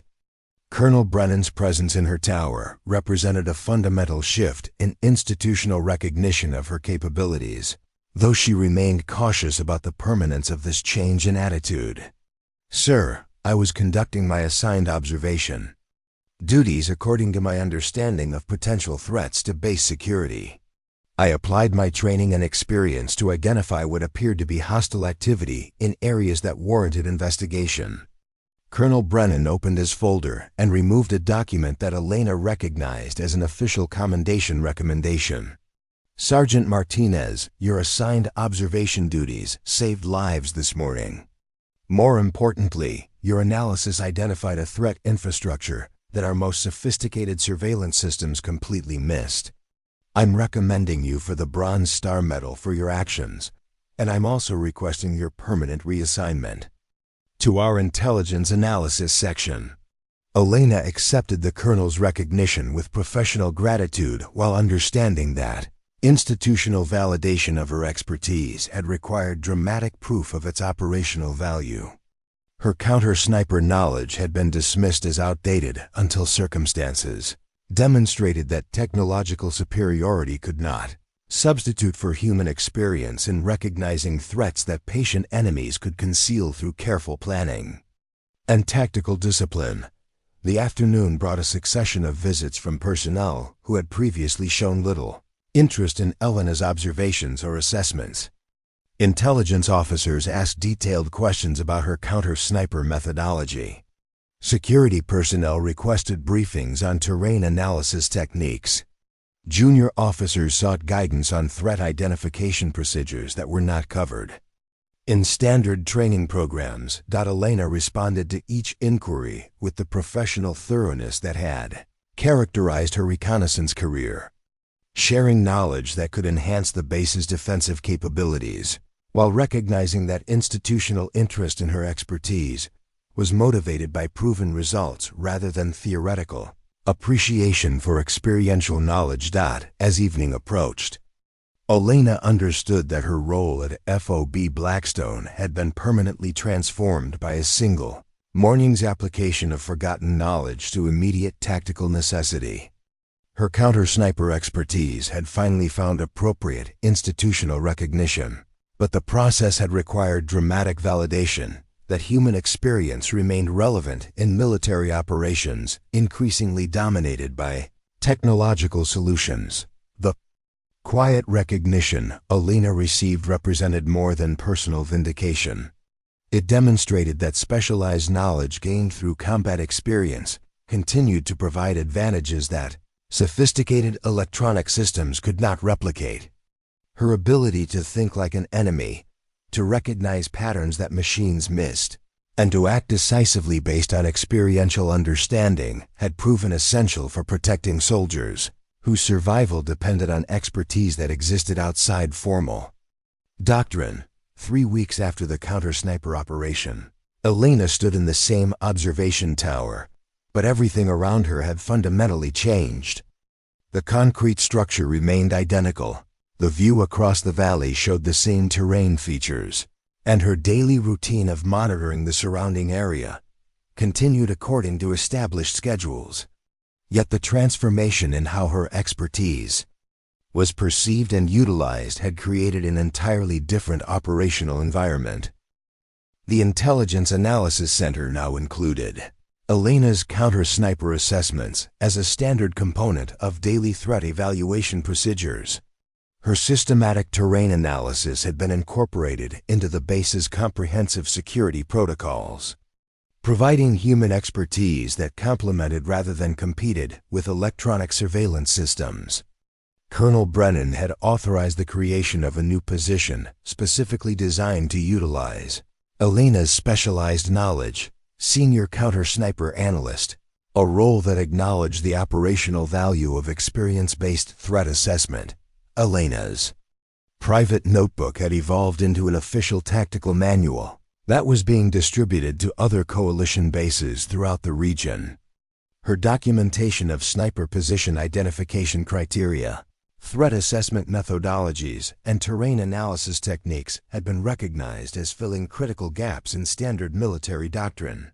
The knowledge that Master Sergeant Hayes had passed to Elena during their counter-sniper operations was now being systematically shared with personnel who face similar threats in hostile environments.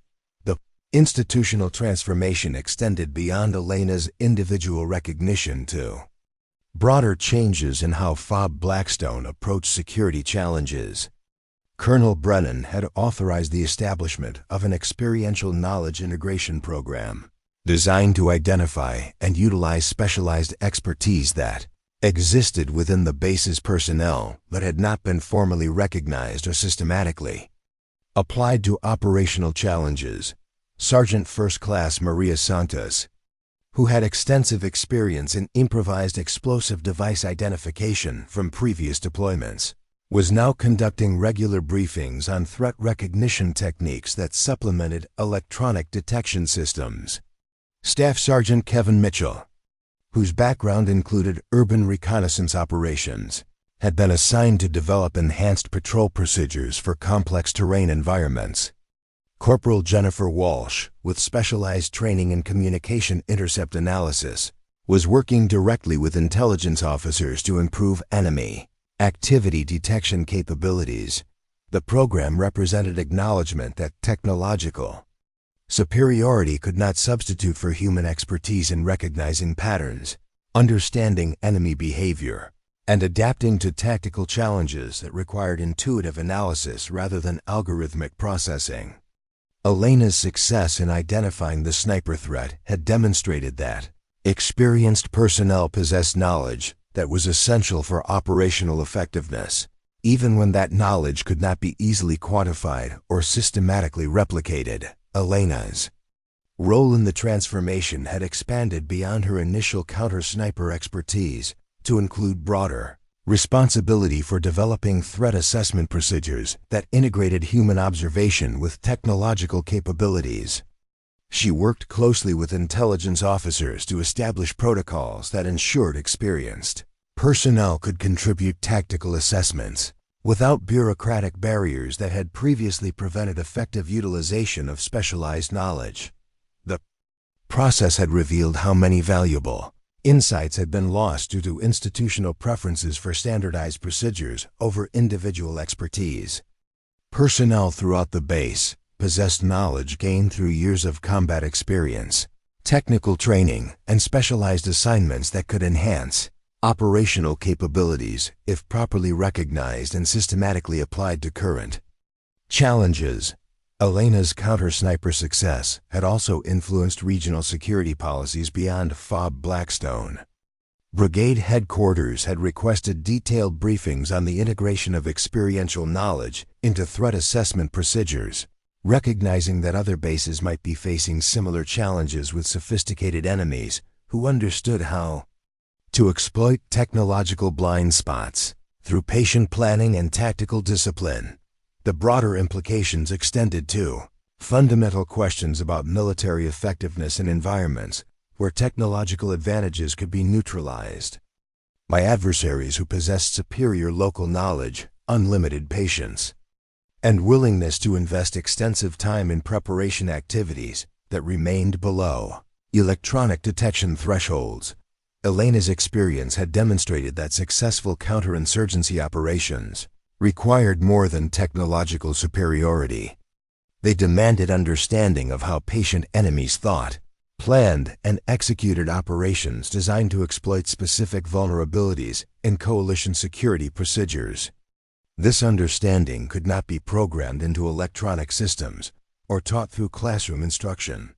It required the kind of experiential knowledge that accumulated through direct exposure to hostile environments and enemy tactics. Recognition of Elena's expertise had also highlighted broader challenges facing military institutions that were increasingly dependent on technological solutions for complex tactical problems. The same electronic systems that provided unprecedented surveillance capabilities also created expectations that all relevant information would be automatically detected, analyzed, and presented to decision-makers in standardized formats that supported rapid assessment and response. But Elena's success had proven that some critical information could only be recognized by human observers who possessed specialized knowledge and intuitive understanding of enemy behavior patterns. Her ability to identify the sniper threat had depended on recognition of subtle indicators that electronic systems had classified as routine background noise rather than potential threat signatures. The lesson had implications that extended beyond military operations to any institutional environment where technological capabilities were assumed to provide comprehensive solutions for complex challenges. Elena's experience suggested that human expertise remained essential for recognizing patterns that machines missed, understanding contexts that algorithms could not process, and making intuitive connections that required experiential knowledge rather than data analysis. During one of her evening conversations with Master Sergeant Chen, Elena reflected on how her counter-sniper success had been possible only because she had maintained her specialized knowledge despite institutional dismissal of its relevance. Her decision to continue applying counter-sniper analysis techniques during her tower observations had been motivated by professional pride rather than operational expectations, since her previous attempts to contribute expertise had been consistently discouraged. The interesting thing, Elena observed during one of their discussions, is that my knowledge hadn't become obsolete. The techniques Hayes taught me were just as applicable to current threats as they had been during my reconnaissance days. The institution had decided that experience-based analysis was outdated, but the enemies we're facing still use the same fundamental principles that professional snipers have always relied on. Chun's response reflected broader understanding of institutional challenges that extended beyond military organizations. The problem is that new technology creates pressure to abandon older methods, even when those methods provide capabilities that technology can't replicate. We assume that newer automatically means better, but sometimes we lose valuable knowledge in the process. Elena's reflection on her own experience had led her to understand that specialized expertise required continuous application to remain sharp and relevant.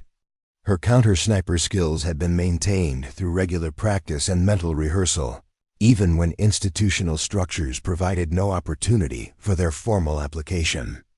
The knowledge had remained available when circumstances required its use, but only because Elena had refused to allow it to atrophy through disuse.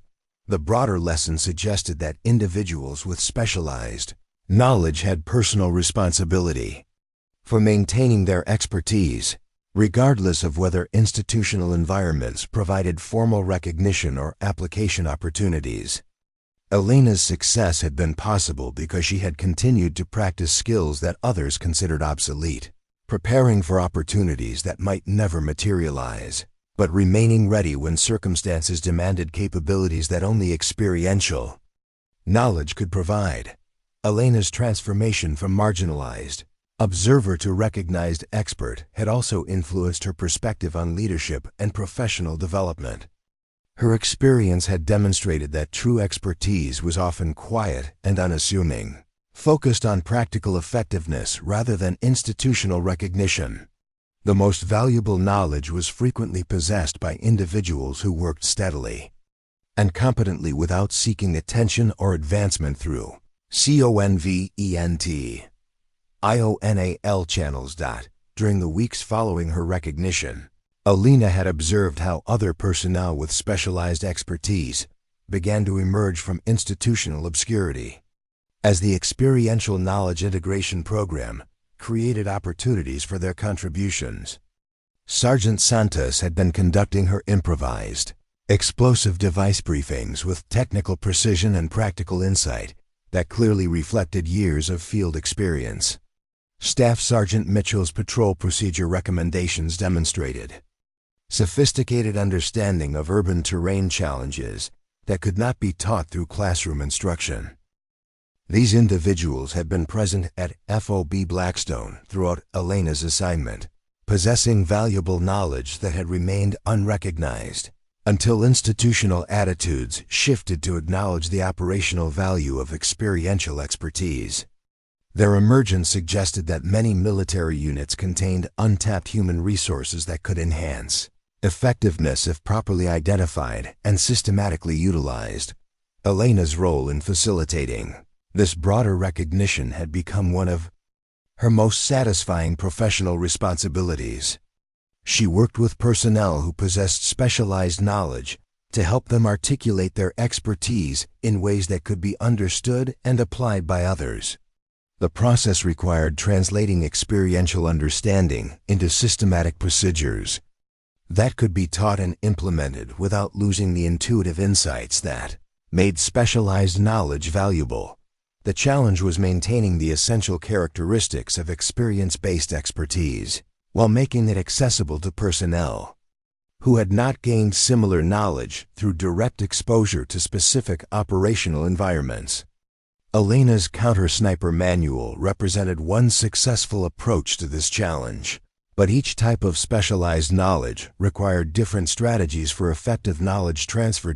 As autumn approached, Elena had begun working on a broader project to document the integration of experiential knowledge into military operations. The project was supported by regional command elements who recognized that Elena's success represented a methodology that could be applied to other operational challenges beyond counter-sniper operations.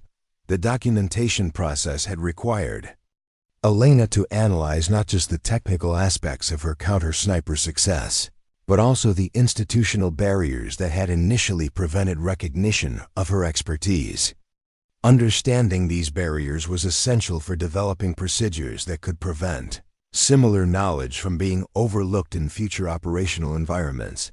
Elena's analysis had identified several factors that contributed to institutional resistance to experiential knowledge. Technological confidence created assumptions that electronic systems provided comprehensive threat detection capabilities. Administrative efficiency prioritized standardized procedures over individual assessment. Bureaucratic risk management discouraged decisions based on information that could not be verified through multiple sources.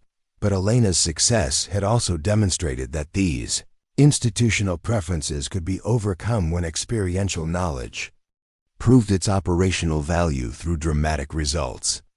Her precise identification of the sniper threat had provided undeniable evidence that human expertise remained essential for military effectiveness, even in technologically advanced operational environments.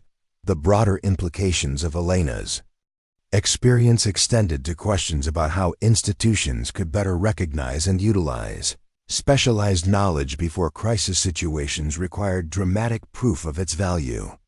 Elena's counter-sniper expertise had been available throughout her assignment to FOB Blackstone, but institutional barriers had prevented its effective application until circumstances created immediate tactical necessity. Elena's reflection on this challenge had led her to advocate for systematic procedures that could identify specialized expertise within military units and create opportunities for its application before crisis situations arose. The Experiential Knowledge Integration Program represented one approach to this challenge, but Elena understood that broader institutional changes would be required to ensure that valuable human knowledge was not overlooked or dismissed in favor of technological solutions. As Elena continued her observation duties from the tower, she understood that her professional transformation represented more than individual recognition. It demonstrated the continuing relevance of human expertise in increasingly technological military environments. Her success had proven that experience-based knowledge could provide critical advantages that sophisticated electronic systems could not replicate, but only when institutional structures existed to recognize and systematically apply that knowledge to operational challenges. Elena's story had become an example that was being shared throughout the military community as evidence that technological advancement should enhance rather than replace human expertise. Her counter-sniper success demonstrated that the most effective military operations required integration of technological capabilities with experiential knowledge, creating synergistic combinations that provided advantages that neither approach could achieve independently. The lesson resonated beyond military applications to any professional environment where technological solutions were assumed to provide comprehensive approaches to complex challenges. Elena's experience suggested that human expertise remained essential for recognizing patterns that machines missed, understanding contexts that algorithms could not process, and making intuitive connections that required specialized knowledge gained through direct experience. Elena's quiet leadership had shown that the most valuable contributions often came from individuals who focused on practical effectiveness rather than institutional recognition, who maintained their expertise through continuous application even when formal opportunities did not exist, and who remained ready to act decisively when circumstances required capabilities that only experiential knowledge could provide. Her transformation from dismissed observer to recognized expert had demonstrated that true expertise was patient, persistent, and focused on operational effectiveness rather than administrative validation. Elena had proven that sometimes the most important knowledge existed in the margins of institutional structures, possessed by individuals who had been overlooked, but who remained ready to contribute when their specialized expertise became essential for protecting others. The reflection on Elena's experience provided universal lessons about the value of recognizing and nurturing human expertise in increasingly technological environments, the importance of maintaining specialized knowledge even when its relevance was not immediately apparent, and the critical role that experienced individuals played in protecting others through quiet competence and decisive action when circumstances demanded capabilities that existed nowhere else. Elena's story reminded everyone that strength often came from unexpected sources, that expertise was frequently quiet rather than dramatic, and that the most important contributions to collective security often came from individuals who had been dismissed or overlooked until their specialized knowledge proved essential for protecting those who depended on capabilities that only experienced professionals could provide. Up next, you've got 2 more standout stories right on your screen. If this one hits the mark, you won't want to pass these up. Just click and check them out. And don't forget to subscribe and turn on the notification bell so you don't miss any upload from us.